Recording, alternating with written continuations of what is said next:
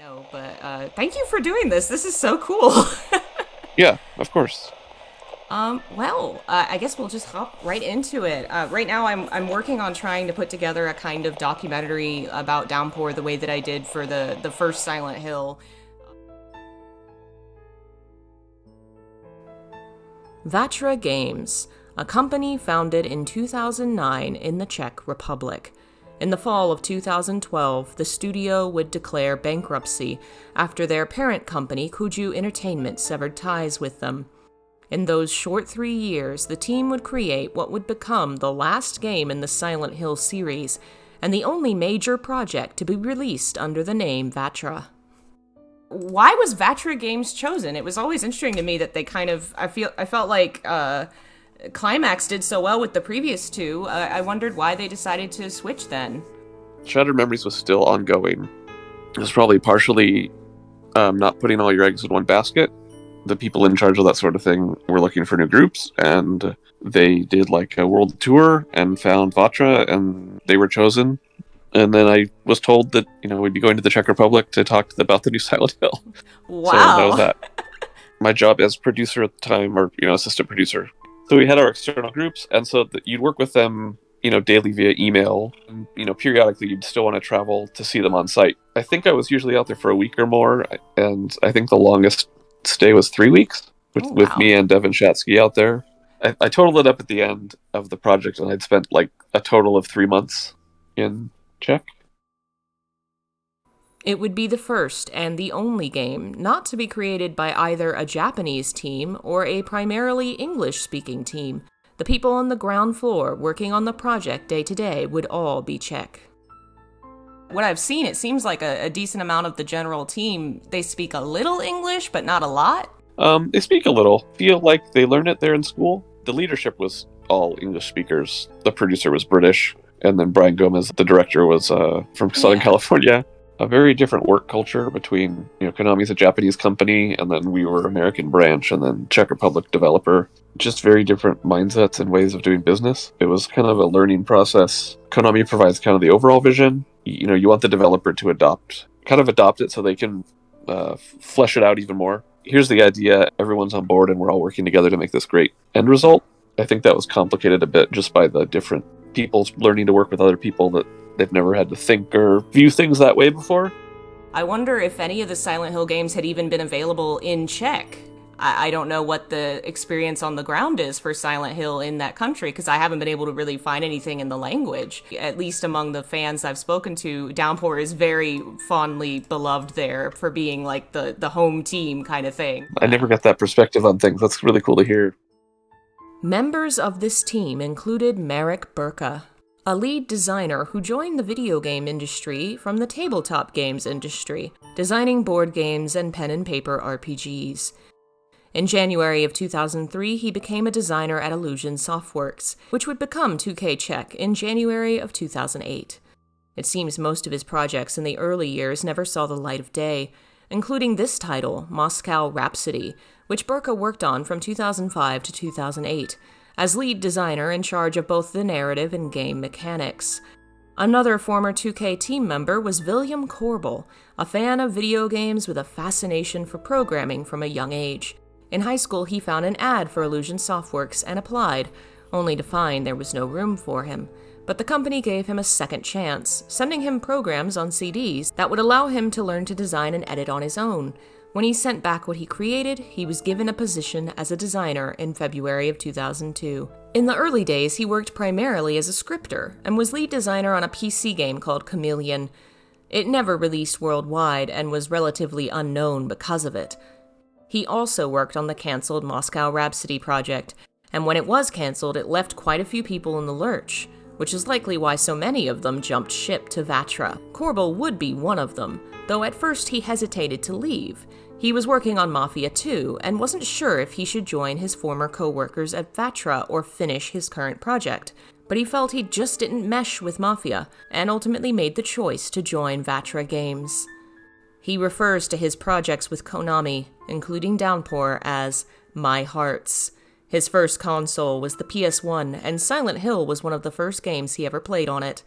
The idea of continuing the series was amazing for him. Lead animator was Martin Hebert, who began his career at Pterodon, a PC games company, as an animator. He had no background in art. His studies were focused on math and engineering. He'd always been a fan of video games, and just by happenstance came across a tutorial on 3D art, and he began attending local meetings for artists in the field. It was at one of those meetings that he was convinced to become a professional artist. At the time, 3D animators were rare in the Czech Republic, and it was only thanks to his experiences with the hobbyist community that he got the job. He would move to 2K Czech in 2005, and from 2K to Vatra in March of 2008. There are many others who worked on this game, for whom information online is scarce. But nearly all of the central team were industry veterans with at least 10 years of experience behind them, many of them former co-workers and collaborators on the same project. Beneath them worked a team of 40 to 50 employees over the course of about 2 or 3 years to bring to life the vision of Silent Hill Downpour. So at the start of Downpour, we had Origins and Homecoming, which I came into the middle of. Downpour was like the first, I'm on the ground floor, so I was like, let's do this right. So any really great horror thing has an understandable and intriguing premise. And so the early Silent Hills were like that as well. They're really simple to sum up. James receives a letter to come to Silent Hill. Okay, that's easy. Oh, it's from his dead wife. Yeah. And you're instantly like, oh, I have to know. So we sat down and wrote down sort of interesting premises. The one that was chosen was you're a convict and you end up in Silent Hill. My original idea when I wrote that down was you were a person that had done bad things. And so what does Silent Hill look like? Not that you had done a bad thing you felt guilty about, like James, but if you did a bad thing and you were here in Silent Hill and you know you'd done a bad thing and you didn't care that you'd done a bad thing, what would Silent Hill look like to you? That would be a different way to see it. The premise was compelling enough, but we don't want you to be like a bad person. Yeah. It was compelling enough to stick around, but then also it let us play with the early trailers where, you didn't know if Murphy was good or bad. A lot of people from the early stuff were like, I hate this guy and I don't want to be a bad guy, but that's great because that's kind of what we wanted people wondering about. And then when you played it and he was more sympathetic and you're like, oh, I actually like this guy. Because the easy thing would be like, oh, he was wrongfully convicted. Mm-hmm. And I was like, he wasn't wrongfully convicted. So we don't want a bad guy, but he has to have got in for a reason. What could that be? Sympathetic once the player learns what it is. Again, to a degree. Yeah. It was a blend of 3 worlds, the Japanese heritage of Silent Hill, the Czech team working on the ground, and the Western branch of Konami leadership. It's interesting, the creative process, because we had Tomm Hullett writing the story, and then me and Devin working with him on sort of the overall themes of the game, or these are the characters, and we wanted to be like this, and then Brian Gomez coming in when it was in sort of a prototype final state, in just that the beats were there, like, here's the character's journey. And then he would add in his own stuff.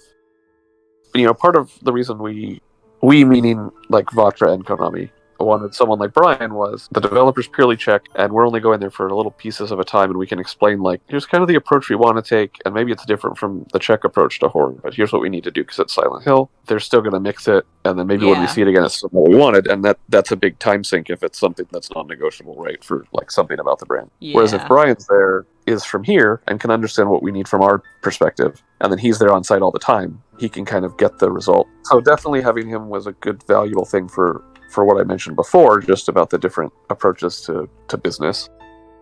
Brian Gomez's career in game design started more than 25 years ago, in 1995.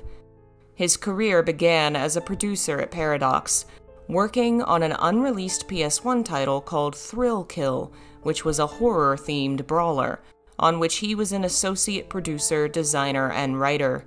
He spent the next 5 years working across the UK and Scotland on a variety of titles that included Buffy the Vampire Slayer and an Evil Dead title for PS2.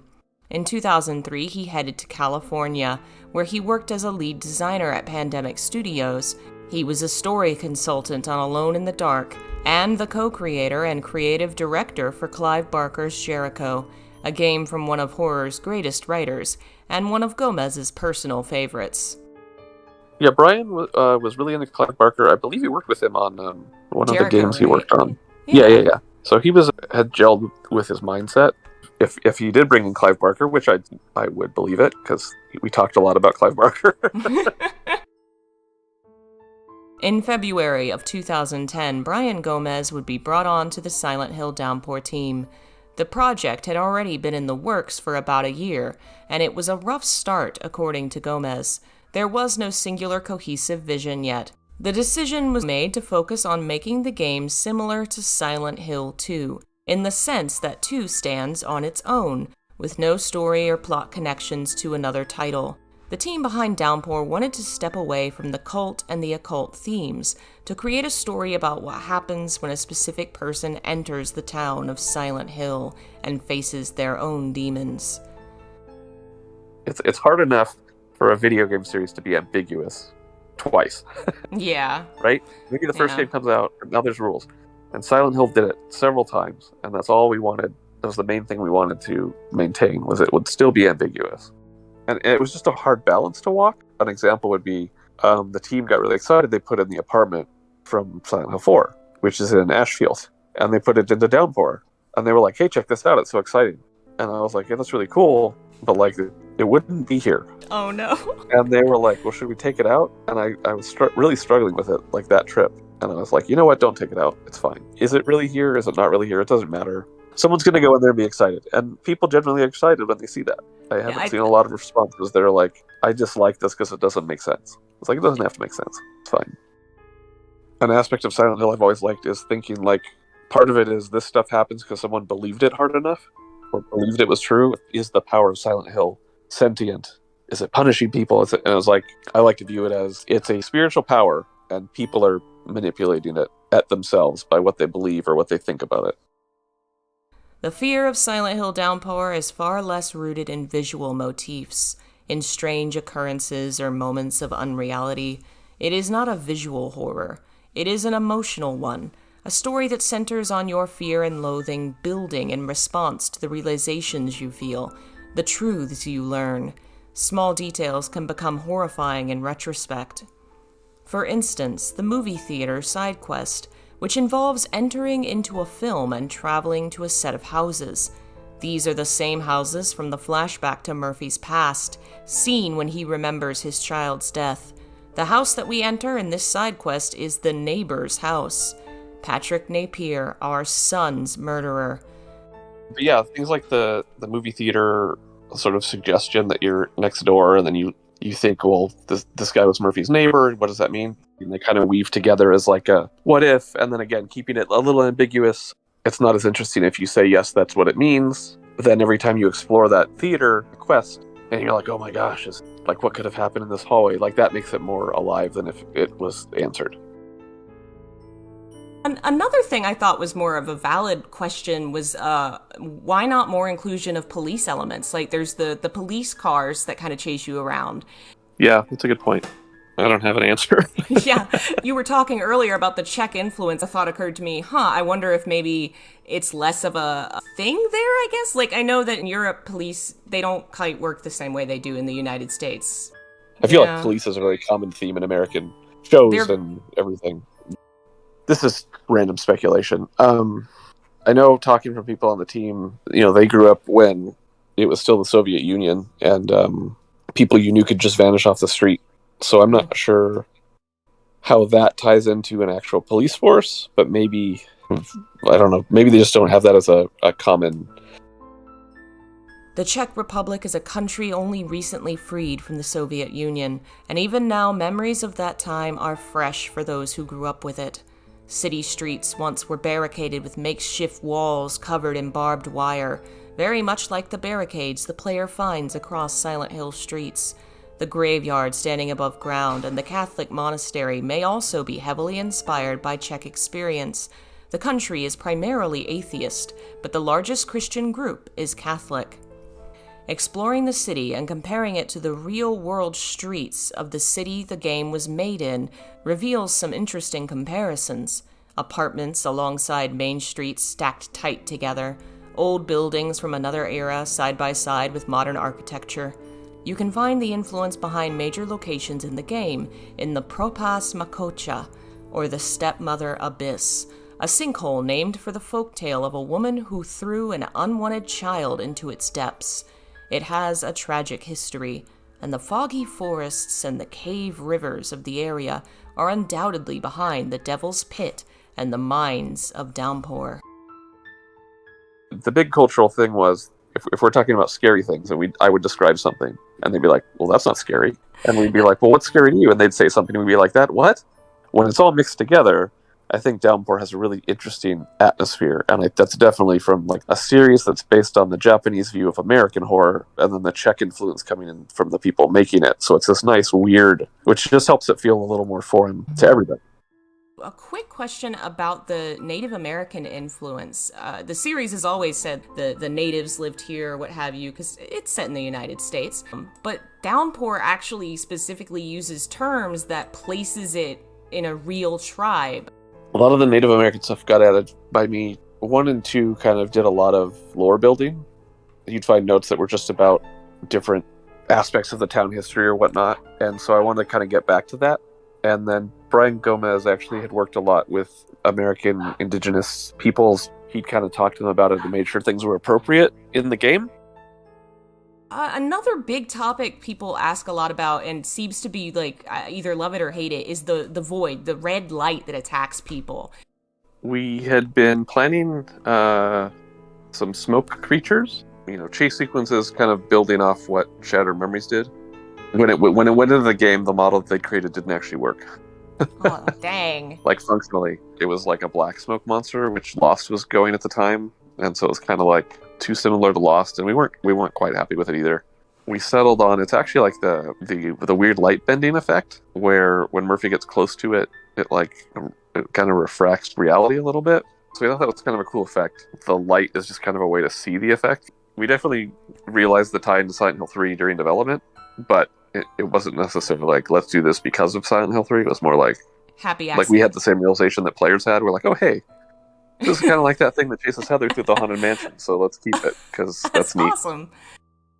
And I feel like over the years, even though it did have a pretty rough launch, most folks I've seen have kind of come around to it. Like, a lot more YouTubers are making videos about it, especially like the beauty and the atmosphere of it. I've seen a lot of articles. Yeah, it seems like it. But when it first came out, you could tell that the people that really hated it hadn't actually played it, which isn't just, some people had bad experiences with glitches and that soured them, and that's fine. And some people just didn't like it, and that's fine too. But at launch, there was lots of people that, either because they mentioned it, or just you could tell that they hadn't actually played it. And that was a bummer, because it was like, look, you like the series. Right now, this is the new game in the series. It's fine if you don't like it, but you should play it, because then you don't know if you like it or not. You're just commenting on something you heard from one guy. It's just play it, and if you don't like it, that's fine. But now over the years, a lot of people have played it, and I'm glad that some people like it. And I hope that if there's anyone out there who is bemoaning the state of Silent Hill, but they haven't played Downpour, I hope they check it out, because I think it's definitely worth playing. Definitely. It seems like the best way to play it is on the Xbox Series systems, because backwards compatibility gives the games like extra memory or stuff, and that kind of helps the glitches. Like, they were definitely glitches caused by memory stuff. So yeah. And I have had less problems since I originally had one of the older backwards PS3s, and it did not like Downpour, but the newer ones seem to do pretty well.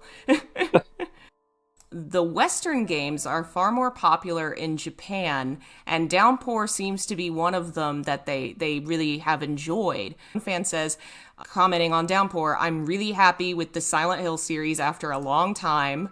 Another says, why did the hero kill the old man? Who was the postman? The more the story progresses, the more I feel drawn into the world. I really love this series. The design of the back world is really excellent, which it tends to be what Google translates otherworld to. The field change was when entering the backworld was so cool. I like the story and the background music. The mysterious delivery man's feeling of Morgan Freeman is amazing. Homecoming never got released over there, but Japanese fans will kind of hack their Steam accounts and put them in another country so that they can buy and download Homecoming and play it that way. Wow. Yeah, the Western fans, I guess, being so much larger and more liable to have drama and people arguing, you'll see more louder, angry voices. But over in Japan, it doesn't seem like there's anybody angry or shouting. They're all just happy to play a Silent Hill game. Well, you see a lot of comments, the Western games reinvigorated their love of the series. Yeah. Which is really cool. And I think it just speaks to maybe Silent Hill is best when it feels a little bit foreign. So yeah. I mean, I feel like Downpour is the best example of how to do it, talking about how it's basically 3 different countries creating this strange amalgam of things.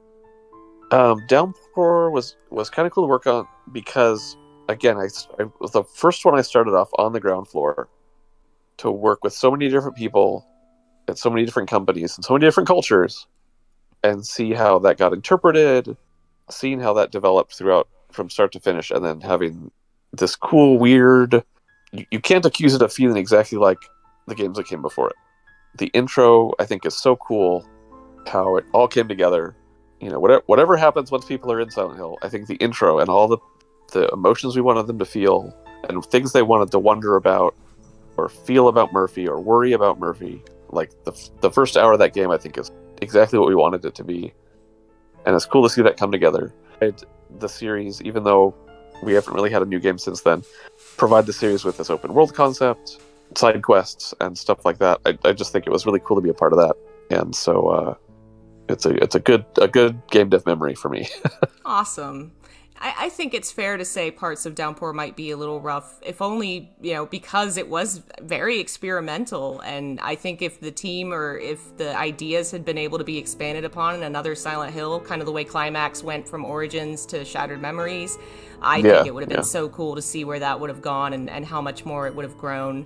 But I still love what we have. And thank you for working on it, for helping make it. And thank you for talking with me. This has been so cool. Yeah, thanks so much. What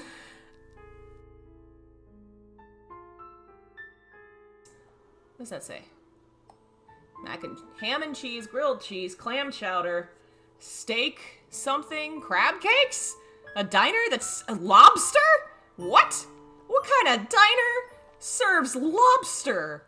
What is this? Huh? Cheeseburger, hot dog. This is so much kind of food for a diner. Salad, egg salad, tuna melt, meatloaf, fried chicken, catch of the day. Nah, man. That's how you know this was made by Europeans. This ain't no diner restaurant. That's amazing. I've never... this would be a place where you would get some, 12 kinds of burgers. 12 kinds of burgers. And maybe, a chicken sandwich. There would not be lobster. There would never be lobster.